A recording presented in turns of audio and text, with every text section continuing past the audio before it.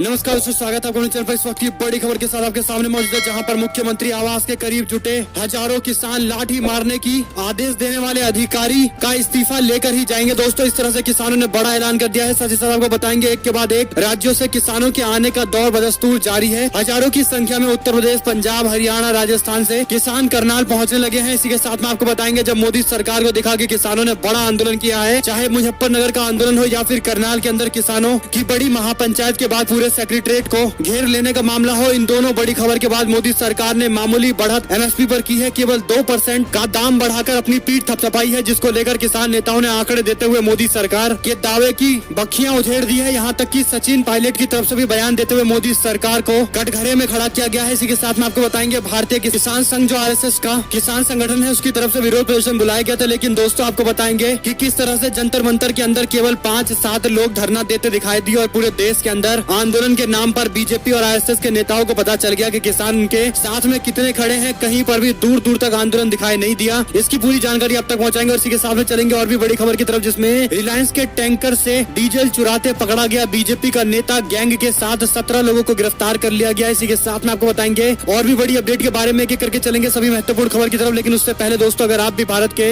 किसानों के करनाल में चल रहे प्रदर्शन की मांग का समर्थन करते हैं और आयुष सिन्हा के इस्तीफे की मांग करते हैं, तो इस वीडियो को लाइक करके लाल बटन दबाकर चैनल को सब्सक्राइब करके दोस्तों घंटी को दबाकर कमेंट बॉक्स में जय जवान जय किसान किसान एकता जिंदाबाद जरूर लिखेगा। चलते हैं पहली और बड़ी अपडेट की तरफ, जिसमें आपको बताते चले कि प्रशासन और किसान नेताओं के बीच में चल रही दूसरे दौर की बातचीत एक बार फिर से विफल हो गई है और करनाल के अंदर तनावपूर्ण स्थिति देखने को मिली है। सीएम आवास के करीब हजारों किसान जुटे हुए हैं। किसान लाठी मारने की बात करने वाले आईएएस अधिकारी को सस्पेंड करने पर अड़े हुए हैं। इसी के साथ में आपको बता दें कि किसानों के चारों तरफ 40 कंपनियां तैनात की गई है पुलिस फोर्स की। दरअसल दोस्तों, एक बार फिर से किसान देर रात प्रदर्शन करते रहे और ऐसे में उनके सामने जवान भी बगल में ही सोते दिखाई दिए। एक तरफ जवान और दूसरी तरफ किसान सोए हुए थे और तीसरी तरफ अपने अपने बंगले में मंत्री और मुख्यमंत्री, प्रधानमंत्री मौज कर रहे हैं। यानी आप समझ सकते हैं कि ऐसा दौर आ गया है जब किसान और उनके सामने जवान है, दोनों ही सड़कों पर पड़े हुए हैं और मंत्री अपने बड़े बड़े कोठियों और बंगले में चैन की नींद सो रहे हैं। इसी के साथ में आपको बता दें, किसान नेता राकेश टिकैत ने कहा कि प्रदर्शनकारी पक्का धरना जारी रखेंगे। पंजाब और यूपी से भारी तादाद में किसान करनाल की तरफ कूच कर रहे हैं। उनका कहना है कि प्रशासन किसान की मांग को तवज्जो नहीं दे रहा है। वार्ता में बैठे अधिकारी चंडीगढ़ से निर्देश ले रहे हैं, यानी मुख्यमंत्री और उनके कार्यालय से निर्देश लिए जा रहे हैं। उनका कहना है कि प्रशासन किसानों की मांग को मानेंगे, अभी ऐसा दिखाई नहीं देता है। उधर सरकार ने करनाल में मिनी सचिवालय के चारों तरफ भारी बंदोबस्त पुलिस फोर्स का कर दिया है। ट्रक और ट्रालों के जरिए किसानों को रोकने के प्रयास किए जा रहे हैं। गौरतलब है कि पुलिस को लाठीचार्ज करने का आदेश देने वाले आईएएस अधिकारी आयुष सिन्हा के खिलाफ कार्रवाई की मांग को लेकर किसान जिला मुख्यालय पर डटे हुए हैं। बातचीत विफल रहने के बाद मंगलवार शाम को लघु सचिवालय के प्रवेश द्वार पर बैठे किसानों का धरना जारी रहा। कई किसानों ने वहीं पर रात बिताया। प्रदर्शनकारी किसान 28 अगस्त को पुलिस के द्वारा किए गए लाठी चार्ज में घायल किसान और एक किसान की मौत हो जाने के मामले को लेकर न्याय की गुहार लगा रहे हैं, लेकिन सरकार के कान पर जूं नहीं रेंग रही है। और एक और अपडेट की माने तो मोदी सरकार ने किसानों के बढ़ते विरोध के कारण ढोल नगाड़ों के साथ मामूली बढ़ोतरी को सेलिब्रेट करने शुरू कर दिए। दरअसल दोस्तों, नरेंद्र मोदी सरकार से किसान लगातार 9 महीने से मांग कर रहे हैं कि तीनों कृषि कानून को वापस लीजिए और एमएसपी पर कानून बनाइए। कानून बना दीजिए कि एमएसपी के नीचे कहीं भी कोई खरीदी नहीं होगी। लेकिन सरकार दूसरी ओर एमएसपी पर मामूली बढ़त करके मीडिया से अपनी पीठ थपथपा रही है और दूसरी ओर मीडिया भी जिस काम के लिए आजकल बना है वही काम कर रहा है। आपको बता दें कि सरकार ने बुधवार को गेहूं के न्यूनतम समर्थन मूल्य में केवल 40 रुपए की बढ़ोतरी की है और अब इसे बढ़ाकर 2015 रुपए कर दिया गया है। इससे पहले सरसों के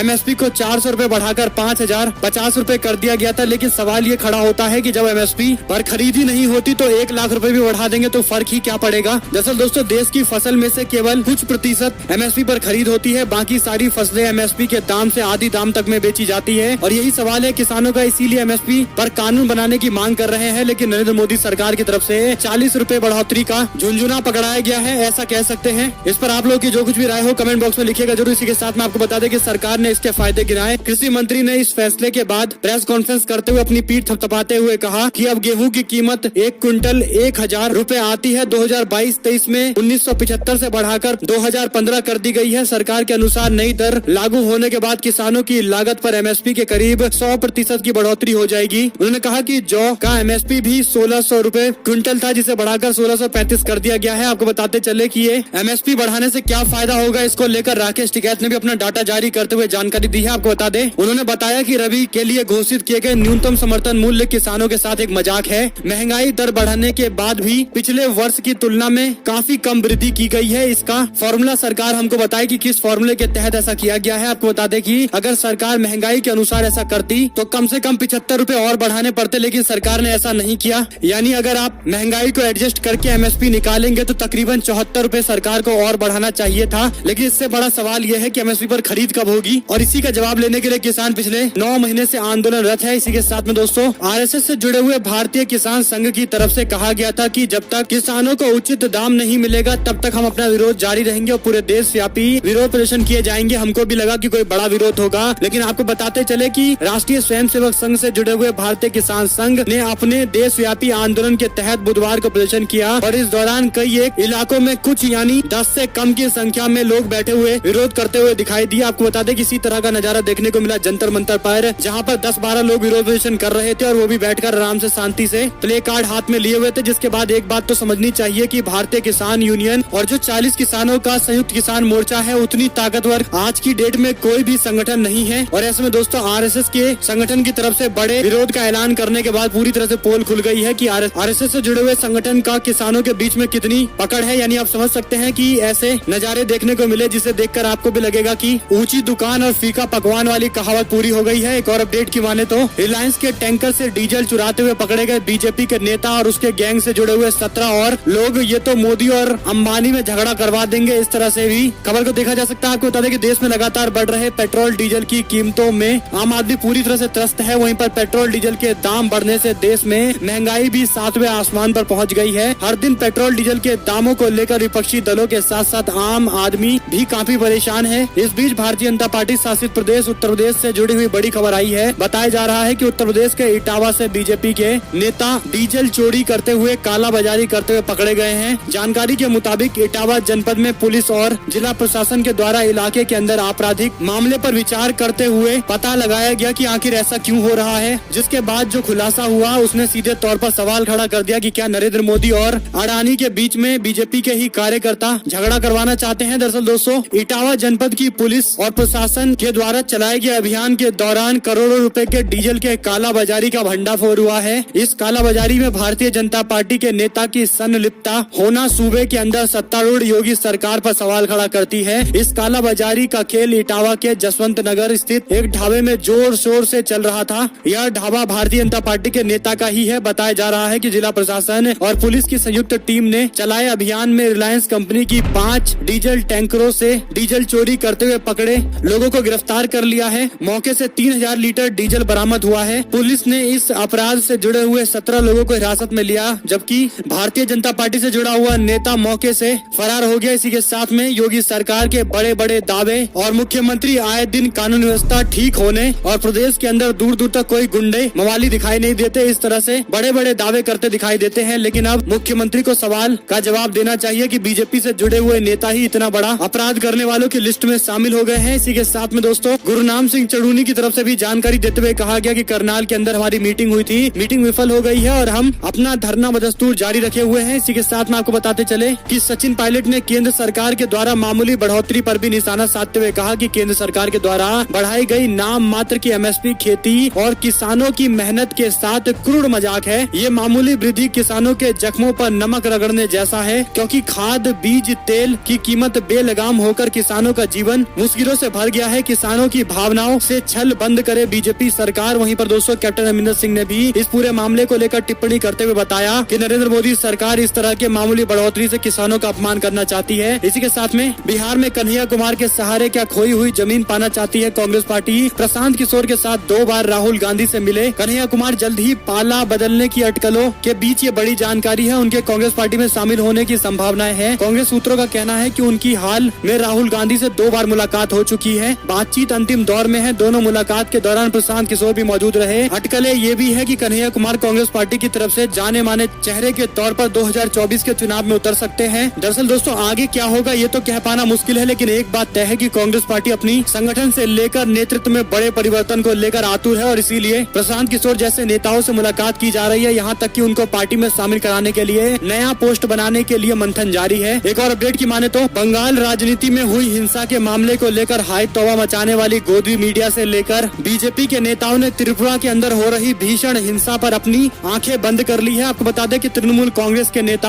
अभिषेक बनर्जी की तरफ से दी गई जानकारी में बताया गया है कि उनके कार्यकर्ताओं की तरफ से त्रिपुरा के अंदर एक समारोह का आयोजन किया जा रहा था। कार्यकर्ता उसमें शामिल होने वाले थे और आगे होने वाले विधानसभा चुनाव की तैयारी होने वाली थी, लेकिन इस दौरान बीजेपी त्रिपुरा से जुड़े हुए गुंडों ने आकर लोकतंत्र का खुले तौर पर मर्डर किया और गाड़ियों में आग लगाते हुए दफ्तर के अंदर तोड़फोड़ की है। उन्होंने कहा कि जिस तरह की अराजकता और हिंसा देखने को मिली है भारतीय जनता पार्टी की त्रिपुरा सरकार में, वो देश के चौथे स्तंभ और हमारे कार्यकर्ताओं के लिए अच्छे नहीं है। उन्होंने कहा कि हम पूरी तरह से मजबूती के साथ इन गुंडों के खिलाफ खड़े हुए हैं और भारतीय जनता पार्टी के बिप्लब देव की सरकार का ये मॉडल है। इस तरह से गुंडागर्दी करना, हुड़दंग मचाना और गाड़ियों में तोड़फोड़ करते हुए आग तक लगा दिए गए हैं। इस पर आप लोग की जो कुछ भी राय हो कमेंट बॉक्स में लिखेगा जरूर। दरअसल दोस्तों सवाल ये खड़ा होता है कि क्या अब नेशनल ह्यूमन राइट कमीशन यानी NHRC क्या अब त्रिपुरा में जाकर अपनी रिपोर्ट सौंपेगा? जिस तरह से बंगाल के अंदर जांच की जा रही है, क्या त्रिपुरा के अंदर भी जांच होगी या नहीं होगी? इसका आंसर भी आपको पता है कि नहीं ही होगी, क्योंकि बीजेपी शासित प्रदेश है। और एक और अपडेट की माने तो भूपेश बघेल ने अपने पिता को करवाया गिरफ्तार। पत्रकार बोले, कहा ब्राह्मणों को घुस करने के लिए बुजुर्ग पिता पर अत्याचार करना ठीक नहीं है। नंद कुमार बघेल को जेल भेज दिया गया है। उन्होंने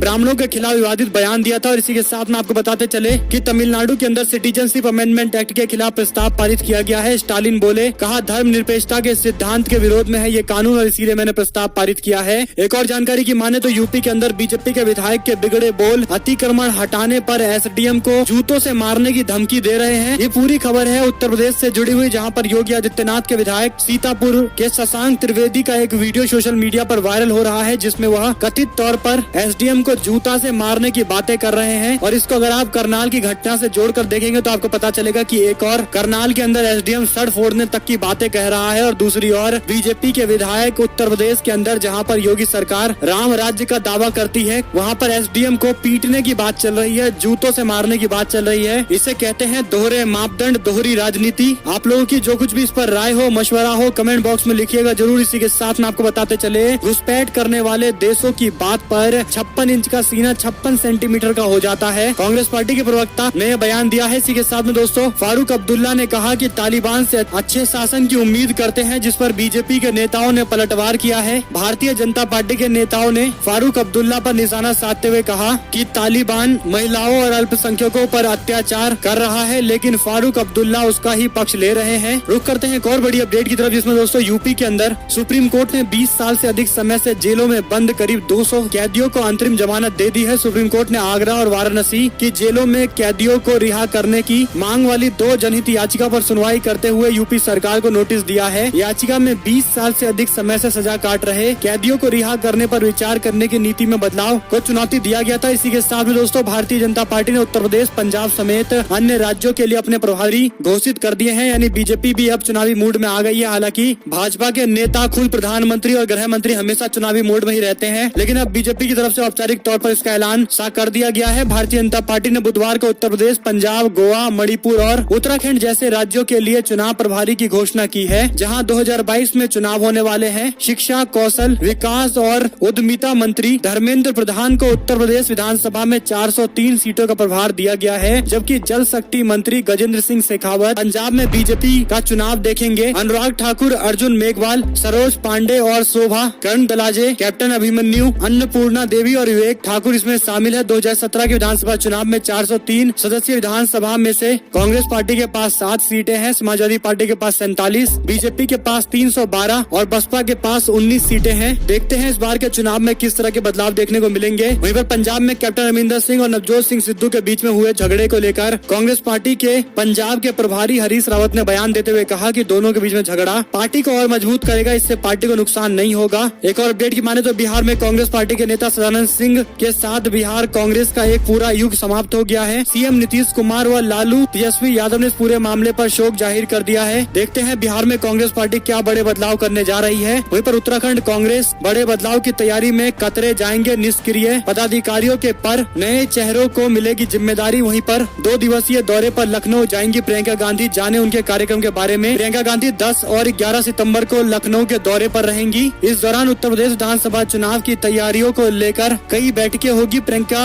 गांधी चुनाव की रणनीति पर चर्चा करने के लिए पार्टी की राज्य चुनाव समिति और सलाहकार समिति के साथ बैठक करेंगी। वहीं पर तेज प्रताप यादव ने आरजेडी के लालटेन पर ठोका दाव, संगठन का नया सिंबल भी जारी किया है। वहीं पर एक और जानकारी की माने तो पश्चिम बंगाल के मुख्यमंत्री ममता बनर्जी के खिलाफ communist party of India Marxist ने श्री जीव विश्वास को चुनावी मैदान में उतारा है, जो भवानीपुर सीट से चुनाव लड़ेंगे और ममता बनर्जी को चैलेंज करेंगे। हालांकि ये चैलेंज कितना काम आएगा ये तो आने वाला समय बताएगा, लेकिन एक बात तय है कि ममता बनर्जी की जीत भवानीपुर सीट से लगभग तय है। और एक और अपडेट की माने तो MIS की नहीं बल्कि संजय राउत के अहंकार की हार है। महाराष्ट्र में भारतीय जनता पार्टी और शिवसेना के बीच में तलवारें खिंची पड़ी है और इसका सबसे बड़ा कारण ये है कि कर्नाटका के बेलगाम की सीट में हुए चुनाव पर भारतीय जनता पार्टी जीत गई और उसके सामने खड़े महाराष्ट्र एकीकरण समिति की हार हो गई, जिसके कारण आपको पता है कि किस तरह से संजय राउत ने भारतीय जनता पार्टी के नेताओं को महाराष्ट्र द्रोही बताते हुए कहा कि जहां पर एक और महाराष्ट्र का संगठन हार गया वहीं पर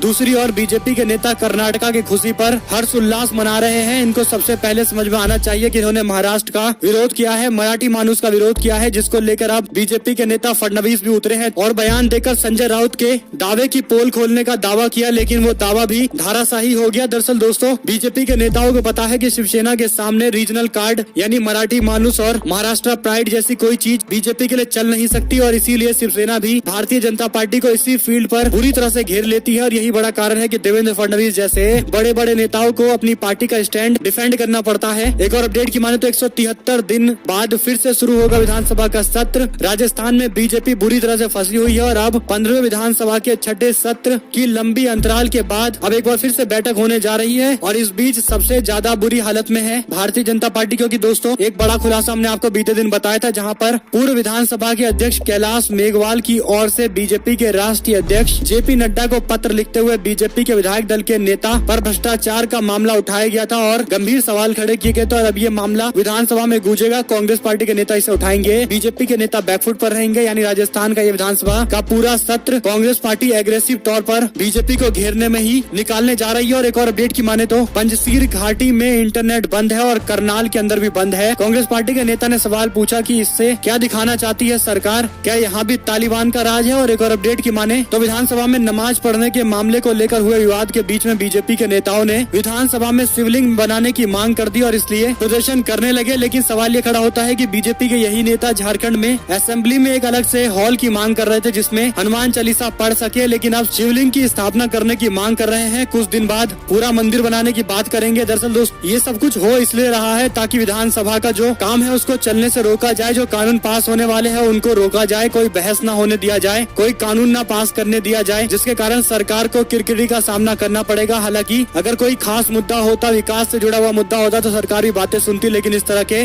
भावनात्मक मुद्दों के तहत विधानसभा को ठप करने की रणनीति लोग भी जानते हैं। इस पर आप लोगों की जो कुछ भी राय होगी कमेंट बॉक्स में लिखिएगा जरूर। एक और अपडेट की माने तो स्टिंग ऑपरेशन में फंस गए भारतीय जनता पार्टी के सहयोगी पार्टी के नेता संजय निषाद, जो स्टिंग ऑपरेशन में ऐसी बातें बोल रहे थे जिसमें खुले तौर पर बता दिया कि बीजेपी के सहयोगी दल टिकट अपने कार्यकर्ताओं को नहीं बल्कि बेचते हैं। और बेचने के साथ ही जब उनसे पूछा गया कि क्या आपको लगता है कि विधानसभा के अंदर इस बार कड़ा मुकाबला होगा, कई जगह हिंसा भी हो सकती है, तो उन्होंने कहा कि हमारे भी लोग हैं, हम भी थाना फूंक सकते हैं, लोगों को मार भी सकते हैं, यानी इस तरह से बातें करते हुए स्टिंग ऑपरेशन में साफ तौर पर देखे जा सकते हैं। जिसके बाद उनसे सवाल पूछा गया कि आपने ऐसी बातें कही हैं जिसके बारे में क्या जवाब देना चाहेंगे, तो उन्होंने कहा कि मैं तो इस स्टिंग ऑपरेशन में था ही नहीं। यानी कुल मिलाकर दोस्तों बीजेपी से विधानसभा की सीटें मांगने के लिए जाते हैं और ऐसे में बीजेपी से जुड़े हुए भी हैं, तो इस पूरे मामले को लेकर बीजेपी नेताओं को जवाब देना चाहिए। क्या ऐसे ही सहयोगी उन्होंने बनाए थे? वहीं पर कृषि कानून वापस लेने की मांग करते हुए राहुल गांधी ने फिर ट्वीट किया है। इसी के साथ में उत्तराखंड की राज्यपाल बेबी मौर्य की तरफ से इस्तीफा दिया गया है। उत्तर प्रदेश में उनके चुनाव लड़ने पर अंदेशा जताया जा रहा है। वहीं पर राजस्थान में भीड़ भाड़ के आयोजन पर पूरी रोक लगा दी गई है। धरना प्रदर्शन और धार्मिक समारोह पर पूरी तरह से प्रतिबंध है। इसी के साथ में रोहतक के अंदर बीजेपी नेता की होने वाली बैठक को रद्द कर दिया गया। इसका सबसे बड़ा कारण था किसानों का ये बड़ा आंदोलन। अगर आपको भी